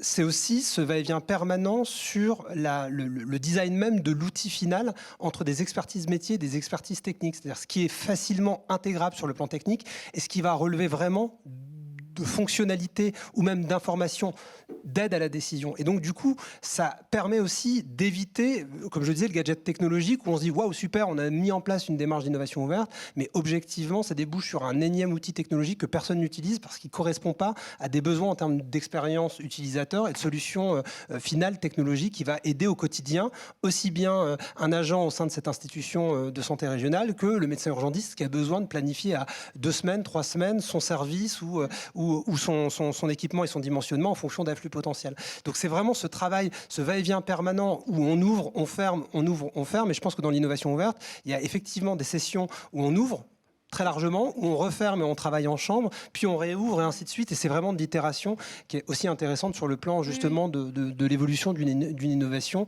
et de son impact auprès des principaux utilisateurs. Vous, à la CDC, du coup, comment est-ce que vous arrivez à coordonner ces multiples acteurs avec lesquels vous travaillez et à avoir une dynamique qui vous permet en fait d'avoir une collaboration avec différents écosystèmes, différents partenaires, parce que j'imagine que les besoins doivent être très très larges et du coup, il faut balayer assez large aussi. Alors c'est tout à fait ça, pardon, mais c'est juste. Et moi justement, comme je suis responsable du pôle écosystème et développement, c'est un gros sujet. C'est votre sujet du coup. Tout à fait. Alors c'est vrai que moi j'aime beaucoup toujours partir des choses très concrètes et opérationnelles. Donc ça fait 3 ans moi aussi que je suis sur ce sujet-là, à la Banque des Territoires. Donc plutôt de façon empirique et après que j'ai structuré progressivement justement cette stratégie écosystème. Et alors c'est tout à fait ça, c'est-à-dire que la Banque des Territoires, on adresse une pluralité d'acteurs sur un nombre extrêmement élevé de sujets. Et donc, et en plus, on réfléchit beaucoup, on a beaucoup d'experts. Alors, qu'est-ce qu'un partenaire, qu'est-ce qu'un écosystème? Ça nous a pris beaucoup de temps. Et en fait, j'ai l'habitude de dire peu importe. C'est-à-dire que les partenaires, pour nous, je rejoins complètement. C'est pas uniquement les startups, c'est les partenaires publics, privés, institutionnels, associatifs, de tout type qui gravitent beaucoup justement dans notre écosystème Banque des Territoires. Et même, alors j'espère qu'il n'y a pas de juristes qui écoutent, mais en tout cas, peu importe, j'ai l'habitude de dire les modalités de collaboration. Parce que ça, c'est toujours quelque chose qui est assez crispant dans le public. Mais alors, est-ce qu'on va faire un partenariat de subvention, donc subventionner le partenaire? Est-ce qu'on va faire un partenariat commercial? Est-ce qu'on va faire un investissement? Alors là, pour le coup, on adore ce genre de sujet financier à la Banque des Territoires. Mais en fait, ce qui nous anime vraiment, c'est les mêmes finalités. Et nous, on a phosphoré assez largement pour finalement se retrouver autour de 3 grandes finalités. Le fait de développer en commun avec nos partenaires des expertises. Donc ça a été beaucoup dit, mais aller trouver des expertises en externe et enrichir les nôtres. Développer également des offres. Alors ça, en termes d'offres, c'est pas que les startups. Il y a toute cette dynamique Lab des Territoires dont j'ai parlé, mais c'est aussi comment on va imaginer, par exemple, avec la BEI, de nouveaux prêts pour les collectivités. C'est très public, mais c'est aussi un de nos sujets. Donc c'est le développement de nouvelles offres. Et puis ça peut être derrière la distribution de nos offres. Et là encore, un exemple que j'aime bien citer, c'est ce qu'on fait avec les associations d'élus, donc qui ne sont pas du tout des startups, donc qui nous accompagnent dans le déploiement de nos offres, notamment les offres du plan de relance, qui permettent au mieux d'accompagner les territoires. Et ils ont été un gros partenaire pour relayer cette action-là. Un gros travail d'identification des besoins, parce qu'en fait, toute votre stratégie derrière, elle est déclinée par rapport à ça, puisque une fois que j'ai identifié mes différents besoins, je sais les expertises dont j'ai besoin, je sais l'écosystème dont j'ai besoin en tant que partenaire et je sais comment modifier mon offre parce que l'offre, j'imagine que vous la voulez agile, flexible. Est-ce que l'offre d'aujourd'hui, est-ce que c'est vraiment l'offre de dans 10 ans ou 5 ans en fait? Alors, de moins en moins, effectivement, et c'est vrai qu'avec la relance, on a été au cœur de l'action pour accompagner les territoires avec des offres qui ont dû évoluer très vite. Donc, c'est tout à fait le cas. C'est travailler très étroitement et aussi, j'ai pas cité les notaires, mais on travaille beaucoup avec les instances professionnelles pour répondre au plus vite, justement, aux besoins des notaires. Dès la première vague, on a été là à leur côté et on continue à les accompagner, également pour les aider à se digitaliser, d'ailleurs. Et puis, alors, on a créé, et c'est un peu ma réussite avec mon équipe, évidemment, cette année, on a lancé le Hub des Territoires, qui est un lieu physique. Donc, on est allé à contre-courant de la tendance actuelle. On le revendique. On l'a ouvert en mai cette année. Et c'est à la fois un lieu physique, un lieu qu'on relaie en région, un lieu digital également, pour qu'on se rassemble, pour justement parler écosystème et partenariat. Et c'est vrai que ça a donné une autre dynamique à cette dimension au sein de la Banque des Territoires. Ça l'a incarné. Et on a encore besoin de ça. On l'a pas tout à fait dit là, mais on l'a dit avec un peu de Liberté Living Lab, mais effectivement, le lieu, le rassemblement, le fait qu'on se retrouve, c'est indispensable.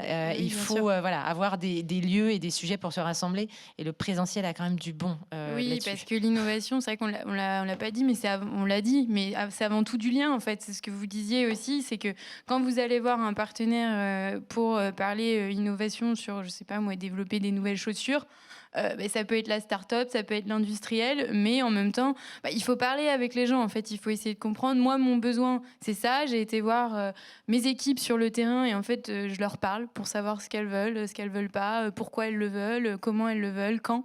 Et après, je vais voir aussi les partenaires de l'écosystème pour me dire voilà, qu'est-ce que vous me proposez, qu'est-ce que vous faites, comment vous le faites, dans combien de temps c'est disponible, quelles sont les difficultés que vous pouvez avoir et comment est-ce qu'on peut travailler ensemble.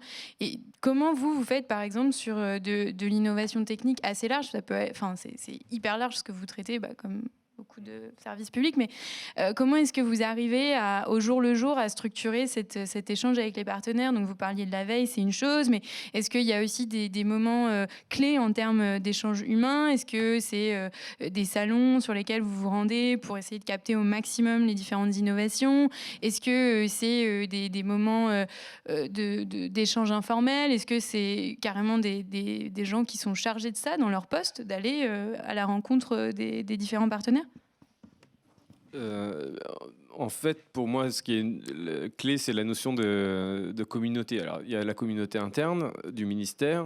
Donc, je ne parle pas de l'agence en particulier, du ministère. C'est encore plus large que ça. Hein. La communauté d'innovateurs est très large. Donc, on est précurseur en termes d'innovation participative, c'est-à-dire tout agent du ministère des Armées peut, depuis plus de 30 ans, venir avec son problème et la solution, et on lui finance son projet pour des montants quand même limités, mais souvent, au sens noble, c'est du bricolage, c'est vraiment du détournement, et c'est souvent, comme Thibault le disait, c'est les opérationnels, et je ne vais pas spoiler des secrets d'État en disant que c'est parfois plus efficace et plus rapide et économiquement avantageux pour l'État que demander à l'industriel de défense concerné, parce que c'est vraiment... ça n'intéresse pas un grand groupe, ce genre de modification. Donc, dans les communautés internes, pour nous, donc, il y a... les gens n'aiment pas forcément qu'on parle en termes privés, mais il y a quand même nos clients.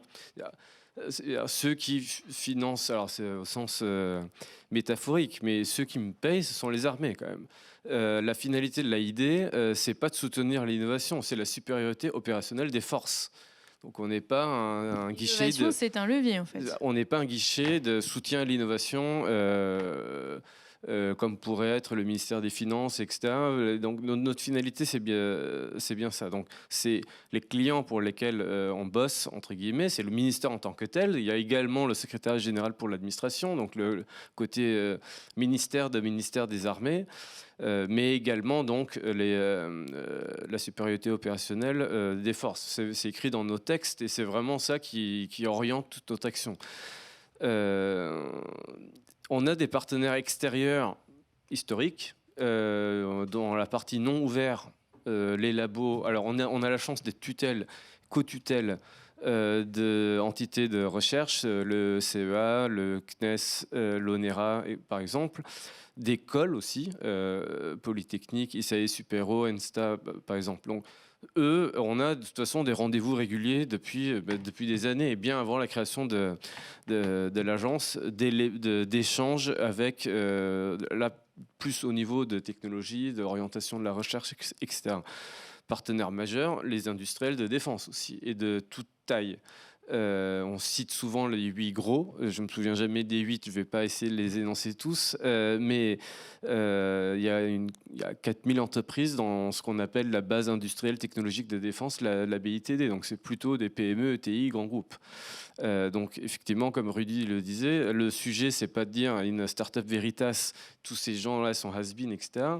Le sujet, c'est pour les start-up, vu leur caractère un petit peu, différence de nature versus de degré, il faut des méthodes différentes, déjà juste en termes de détection. C'est très sympa d'aller à Station F, de détecter les X et les HEC qui montent des startups dans un incubateur sur place. C'est beaucoup plus difficile de voir des super startups technologiques à Caen. À Lyon. Lyon, c'est un enfer d'un point de vue d'une cellule de détection parce que, en termes de compétences, en termes de talent, c'est très bien fourni. En termes de financement de type business angel, c'est très bien fourni. secret, culture du secret commercial de cette région-là, ce qui fait que ces startups-là, quand elles commencent à devenir visibles au niveau national, parfois c'est trop tard. C'est-à-dire qu'elles se sont déjà rigidifiées dans leur choix technologique, leur choix de marché, et là, quand un secteur, ça pourrait être le ferroviaire ou la défense, vient en disant c'est sympa ton truc d'interface pour le suivi de la vigilance du pilote ou du chauffeur, la plupart du temps ils vont s'entendre dire c'est trop tard, ce que tu me demandes, la rentabilité est trop faible, l'effort technologique trop important, on se serait vu il y a 3 ans. Bon. Et donc en fait il faut capter tôt. Voilà, et donc c'est bien des méthodes, donc j'ai bien précisé fromage et dessert, qui n'en sont pas exclusives, mais il faut un outillage spécifique pour les startups. Et donc les communautés, la première chose, donc je vous ai dit tout à l'heure, on a une fonction détection, on a une fonction maquettage, conduite de projet. On a une fonction diffusion aussi, donc influence, acculturation, appelez ça ce que vous voulez, mais qui est faire circuler tout ce qu'on voit ou ce qu'on fait déjà auprès de nos clients internes. Donc concrètement, ce qui va se passer, c'est tu m'avais demandé de regarder ces thèmes-là, donc qui sont sur notre site, une douzaine de thématiques. Là, c'est sur le volet vraiment de détection orientée. Voilà ce que j'ai vu, ma production de veille. Voilà ce que j'ai fait, mes productions de projet. Moi, en tant qu'agence, mes partenaires, entre guillemets, déjà les labs d'armée, parce que chacune des armées a aussi son lab. Je ne suis pas un service d'intelligence économique, je suis un service d'innovation. Donc, sérendipité. C'est-à-dire que pendant que je cherchais ça, j'ai vu d'autres choses. Je ne suis pas une boîte de conseil, et d'ailleurs, je suis très fier de ne pas être une boîte de conseil. J'ai chez moi, dans mon agence, on a des officiers, on a de tout... de toutes les entités, en gros, les officiers des forces, il y a de l'état-major des armées, la direction générale de l'armement. Donc, tu m'as pas demandé de regarder ça. Je te demande quand même de le regarder parce que moi, avec ma sensibilité défense, quand même, de premier ordre, je pense quand même, opportunité menace. Bon, après, on est à la merci, entre guillemets, de nos clients. Si ça ne les touche pas, c'est pas très grave. Mais ça, sérendipité, typiquement, un cabinet d'intelligence, ou de veille ou de renseignement ne le fera pas. Il cherchera sur oui, la sensibilité des agents à leur mission de service public, leur connaissance voilà. des enjeux terrain, quoi. Au final. Et du coup, communauté, toutes ces communautés-là thématisées, c'est autant de capteurs, entre guillemets, et peu importe le grade où ils sont, en centrale à Paris, à Ballard, ou dans les nombreuses unités qu'on a, et on a la chance, en plus pas que en métropole, tout agent du ministère est un capteur de « j'ai vu ça ». Et ça, c'est plutôt une culture du ministère, compte rendu d'étonnement. Donc c'est une communauté pas limitée au ministère, et parce que thématisée. Par exemple, j'ai... humain augmenté, tout ce qui est charge cognitive, ce genre de choses. Bien sûr que ça intéresse des industries civiles de type ferroviaire, automobile. Donc on peut chasser, entre guillemets, ensemble. Et donc, pour structurer ces communautés, le fondement, c'est la proposition de valeur. Qu'est-ce que moi je leur apporte pour qu'en échange, on me donne quelque chose ? Aujourd'hui, des incubateurs, des accélérateurs ou des investisseurs, on arrive à avoir des échanges d'informations informelles autour d'un café ou d'une bière. Mais parce qu'on ne fait pas juste de la veille, on leur dit, en fait, on va détecter et suivre des boîtes sur vos thèmes, sur vos secteurs. Et pour celles qu'on aime, on ne va pas les défocaliser, on va les appuyer, on va accélérer leur développement civil. Ceux qui comprennent ça, et en plus on l'exprime plutôt en langage entrepreneurial, la plupart ils disent ok, out of 10, s'il y en a un que tu vas appuyer alors que je m'y attendais pas, mais vas-y. Ouais. En fait là vous êtes vraiment sur une stratégie intersectorielle, un triptyque presque, parce que vous allez voir votre besoin, potentiellement l'intérêt que vous avez, l'intérêt de un ou deux autres partenaires qui ne sont pas dans le même secteur mais qui ont des besoins similaires sur certaines thématiques, et l'intérêt de l'acteur qui va développer la solution. En fait, c'est 360 degrés. Et donc les partenaires sont autant de sources d'informations mais aussi destinataires à influencer. Les industriels de défense par exemple, si ce sont des choses très loin un grand groupe a aussi des problèmes de jalousie. Par exemple, si je commence à faire des choses en intelligence artificielle, un gros groupe de défense qui est plutôt porté sur ces sujets-là va avoir tendance à penser qu'il sait le faire en interne plus vite. Et d'ailleurs, j'ai les meilleurs ingénieurs, etc. Et donc, si on ne les met pas non plus en destinataire de ce genre de choses et en train de les développer par le civil, s'ils le découvrent du jour au lendemain, la réaction normale sera jalousie, blocage, etc. Donc c'est à la fois des sources d'information, mais aussi des sources des cibles d'influence. Le but étant acculturation, abaisser le niveau de résistance de nos organisations et des partenaires auxquels on dépend pour faciliter la prise de greffe. Parce qu'à la fin, l'innovation ouverte, c'est quand même prendre quelque chose à l'extérieur de mon environnement et essayer de réaliser une greffe avec l'intérieur. Une dynamique de collaboration pour pouvoir vraiment encourager ce partage et cette efficacité, l'impact, au fond. Et tout à fait. Et je nuancerai juste, on a dit besoin. C'est pas forcément des besoins sur lesquels. Moi, je fais une différence entre demande et besoin. Quand on nous dit voilà les irritants, en fait, on sait ce pour quoi on cherche. On ne sait pas exactement ce qu'on cherche. Steve Jobs, quand il était allé voir tout son environnement, comment tu veux qu'on améliore le smartphone, c'était avoir un clavier de type BlackBerry un peu plus large et plus confortable. Personne n'a dit je veux un écran tactile avec une interface qui s'adapte. Les gens ont exprimé des demandes et lui est arrivé, lui et son équipe, à comprendre le besoin qui était exprimé par ces demandes. Et donc dans la diffusion aussi itérative, qui est plutôt une logique là de veille, pour le coup, qui est, c'est assez défini et documenté en cycle de veille. C'est aussi de montrer régulièrement et pas annuellement, vraiment plutôt trimestriellement, de ce que j'ai vu, ce que j'ai fait, pour préciser, être encore mieux orienté sur quel type de projet moi je dois aller initier, quel type de boîte je dois aller trouver à l'extérieur, pas forcément des startups, mais à la base, on part pas d'un cahier des charges aussi précis qu'une fiche d'expression de besoin qui est ce qu'on retrouve dans le volet programmatique planifié. L'état-major des armées va dire je veux ces besoins militaires, expression de besoins, etc., qui est beaucoup plus déterministe, quoi. Alors on n'en est pas là, c'est de la matière molle, c'est ce que disait aussi Rudy. La première chose à comprendre, c'est qu'est-ce qui se cache derrière. Est-ce qu'en plus c'est fake ou pas, ou est-ce qu'on est en train d'aller vers un POC où il y a vraiment des gens qui se tordent de douleur. Le jour où il faudra que je trouve un territoire de test pour essayer mettre à l'épreuve les innovations que j'ai vues, ou même vraiment mûrir les niveaux de maturité, si j'arrive à trouver aucune entité intéressée, ça veut dire que le sujet n'était pas bon. On l'a inventé en centrale, quoi, en disant ça serait cool d'avoir de l'IA sur ces sujets-là. Et donc, ça s'affine en montrant sans arrêt, et c'est plus facile pour des clients entre guillemets internes de réagir sur une production plutôt que leur demander la copie parfaite dans une approche plus traditionnelle d'ingénieur, de cycle en V, d'expression de besoins, etc., qui ne marche pas du tout dans le numérique, qui marche difficilement même dans les systèmes complexes vers lesquels on s'oriente, tout secteur confondu. Donc traduire la demande en besoin. Et comment, par exemple, vous faites, vous, dans le milieu des secours, pour essayer de... comme vous le disiez très bien, traduire des demandes qui viennent du terrain des agents, mais aussi parfois qui sont identifiées de la part des sapeurs-pompiers sur des cas d'usage avec des victimes. Ça peut aussi être ça, quand les agents se disent, en fait, moi, dans mon quotidien, je travaille avec des citoyens, des usagers, et en fait, j'identifie qu'ils ont ce besoin-là, c'est pas répondu via mon service parce que trop compliqué, on n'a pas la solution.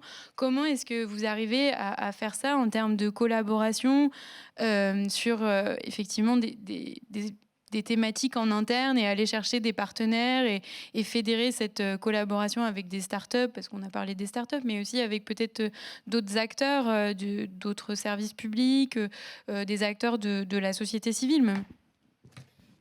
Comme nous l'évoquions tout à l'heure, il y a le sujet de la rencontre, du présentiel, pour que les gens soient autour, alors pas forcément d'une table, mais plutôt dans une remise de sapeurs-pompiers au cul du camion, comme l'expression le précise, pour concrètement permettre de sensibiliser nos acteurs opérationnels, les usagers et tout ce qui gravite autour, les chercheurs, les universitaires d'autres entreprises.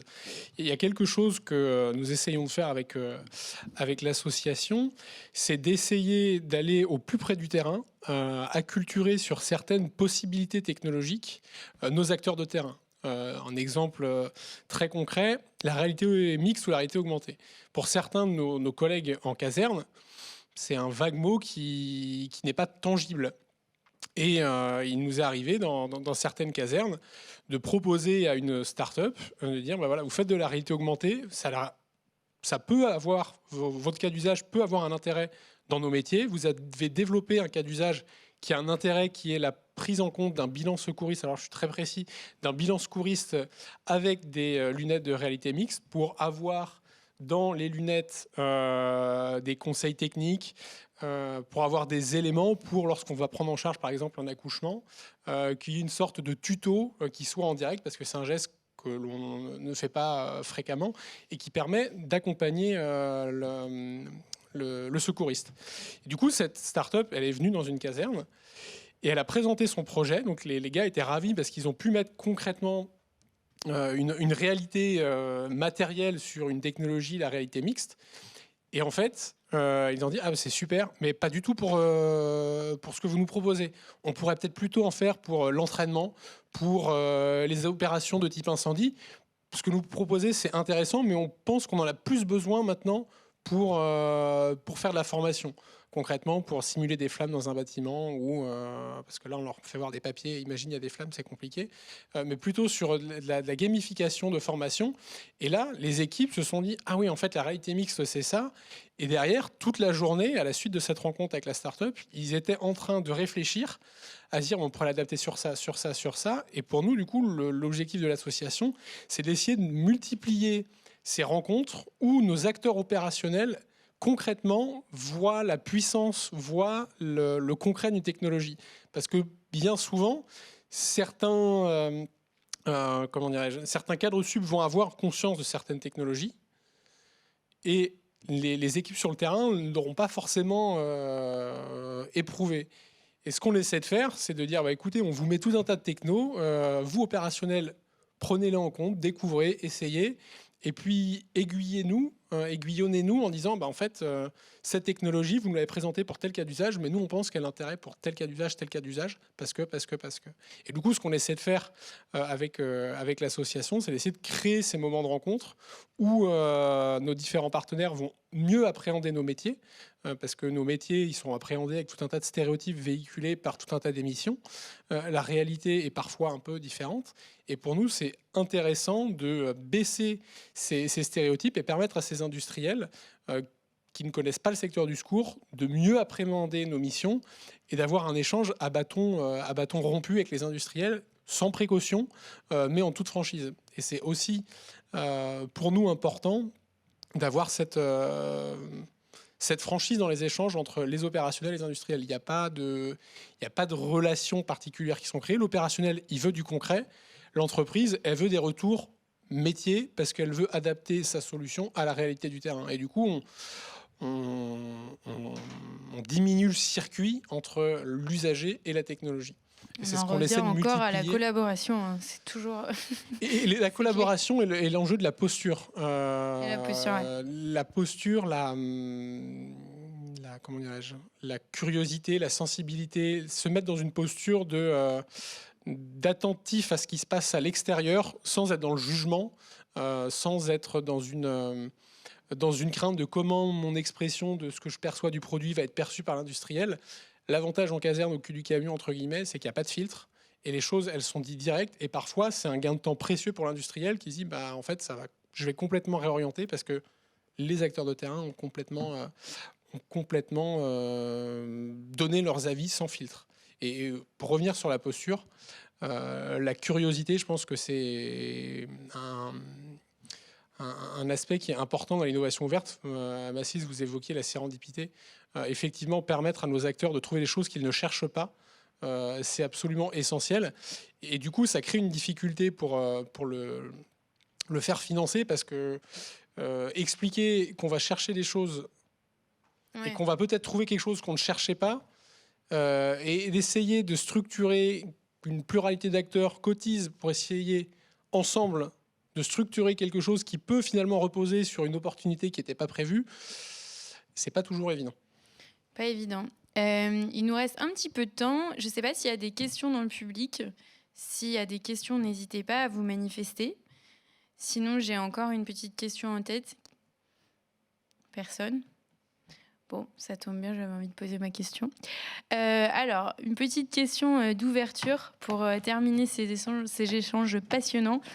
Pourquoi, parce qu'on a beaucoup parlé du comment, mais pourquoi c'est important d'avoir cette stratégie d'innovation ouverte en tête quand on réfléchit à des questions d'intérêt général, dans le sens où intérêt général, dans le sens du bien commun, qui transcende juste l'individu.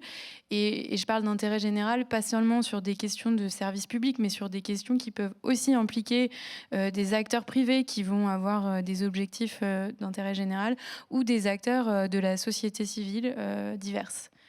Je sais pas. Je vais essayer de répondre brièvement parce qu'il reste peu de temps et en enfonçant quelques portes ouvertes, c'est que objectivement, les crises sociales, économiques et les enjeux aussi climatiques sont tels que sur des problématiques et même de défense, bien entendu, les problématiques sont telles qu'il faut collectivement se retrousser les manches et capitaliser sur l'intégralité des intelligences et des approches par rapport à des enjeux de bien commun ou d'intérêt général pour justement mettre ces innovations ou ces démarches d'innovation au service du bien commun et de l'intérêt général. Et puis aussi, je l'avais dit, et je conclurai, je pense là-dessus aussi, c'est assumer la complexité aussi des sujets auxquels on s'attaque. On ne peut pas répondre tout seul à des sujets trop complexes. Non, mais non, c'est pas tant ça. C'est pas tant ça. C'est que quand je dis la complexité, c'est que peut-être aussi, on a tendance, quand on parlait tout à l'heure de culture, de start-up ou de solutionnisme assez évident, de se dire que une solution va répondre à un problème. Et je pense qu'un des enjeux auxquels on est confronté aujourd'hui, on parlait tout à l'heure d'hybridation, de modèle économique... C'est de développer des choses qui n'existent pas encore forcément. Voilà, alors, notamment, mais aussi se dire que les thématiques... en fait, il faut construire de nouveaux modèles. Et en fait, c'est difficile, c'est comme un saut dans le vide. C'est-à-dire de se dire que peut-être que certains référentiels ou certains modes de collaboration, d'activité, ou parfois certaines méthodologies d'innovation auxquelles on se raccroche, sont peut-être désuètes ou ne sont pas forcément adaptés aux enjeux auxquels on s'attaque ou sur lesquels on travaille. Et du coup, c'est en ce sens que je reconvoquais la notion de complexité, c'est que justement, tout le travail qu'on doit faire, et c'est en ce sens aussi que l'innovation ouverte et ou collaborative va devenir de plus en plus clé, c'est que justement, pour s'attaquer à ces problèmes, il va falloir le faire en commun et recréer des modèles qui vont être peut-être potentiellement des modèles hybrides, entre acteurs publics eux-mêmes, parfois entre acteurs publics et acteurs privés. Et aussi, c'est un point important parce que quand a été souligné à de nombreuses reprises au cours de cette table ronde, on peut chercher, mais on ne sait pas forcément ce qu'on cherche et ce qu'on va trouver à la fin. C'est le principe même de la recherche fondamentale. Et il est important de reconvoquer justement la recherche fondamentale, parfois aussi la recherche publique, sur ces enjeux d'innovation de services publics. C'est vrai qu'on n'a pas forcément beaucoup parlé des acteurs de la recherche, mais c'est clé, effectivement. Je ne sais pas si... Non, mais je me retrouve complètement dans ce qui a été dit là, en fait. Et parce que, enfin, peut-être quand même pour aussi l'indiquer, je pense qu'il y a quand même une notion de concurrence entre acteurs publics qui peut être parfois un peu malsaine, je me permets de l'indiquer. On a bien conscience qu'il faut qu'on mette le client, l'usager au centre. Ça va. Ça a bien évolué ces dernières années. Par contre, effectivement, de le faire en collectif, il faut vraiment continuer à aller dans ce sens-là, collectif vraiment ouvert, effectivement, en mode écosystème. Et je me retrouve exactement sur la raison aussi, parce qu'on a une urgence là actuelle à optimiser nos ressources et donc à résoudre collectivement des problématiques et non pas aller chercher des solutions uniques qu'on pourrait définir nous-mêmes. Il y a le fameux not invented here, moi qui ai la vie un peu dure aussi à la Banque des Territoires, j'ose le dire, si c'est pas nous qui l'inventons, c'est forcément moins pertinent. Bien non, on peut être plus efficace, plus pertinent, plus rapide et plus agile en mode ouvert et écosystémique en fait. Super. Un petit mot de clôture de la part de nos deux derniers intervenants. Pour le pourquoi, je l'ai dit tout à l'heure, c'est juste compléter les dispositifs actuels, enfin un peu pour les moderniser. Si on raisonne plutôt intérêt même collectif, si un secteur qui semble de niche voire impénétrable, comme la défense, peut appuyer en fait des secteurs civils sur lesquels on ne nous attendait pas forcément, qui nous apportent un bénéfice, mais qu'on concourt à la robustification ou même l'apparition de nouveaux acteurs, parce que on va jouer sur les plateformes aussi des autres. tant mieux. Encore une fois, c'est pas notre finalité de créer des licornes, etc. Mais si on peut apporter, avoir une sorte de déversement, et puis l'intelligence collective. On ne sait pas tout. On a quand même, la plupart des gens viennent nous chercher pour des actifs rares qu'on a, les gens, les opérationnels. Thibault le disait, les cas d'usage, en fait. C'est quand même très dur de savoir ce dont on a besoin tant qu'on n'est pas allé à l'arrière du camion.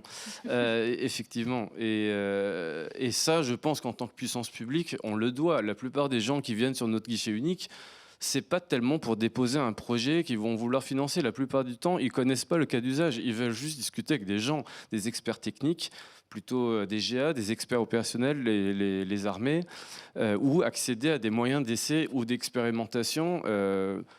Si vous avez un appareil électronique et vous voulez savoir ce qui se passe quand un Rafale passe par-dessus, essayez sur Quant. J'allais dire Google. Mais essayez dans un moteur de recherche. L'offre n'est pas délirante en France. Il faudra passer au ministère des Armées. Notre devoir, c'est de libéraliser l'accès à ce genre d'actifs rares parce qu'on est au monopole dessus. Et pour montrer que l'innovation verte, c'est dans les deux sens, je finirai dessus. Nous avons le Forum Innovation Défense la semaine prochaine. Donc c'est du 25 au 27 novembre. C'est gratuit. Inscrivez-vous parce que les places sont gratuites et partent vite et ça nous laissera le temps de vous habiliter. Je plaisante, c'est accès libre, mais il faut quand même s'inscrire. Le samedi en plus. Le samedi, c'est grand public. Ouais. On conseille. Thibault, un petit mot de clôture en parlant d'intérêt général. Les secours, c'est bien pour clôturer.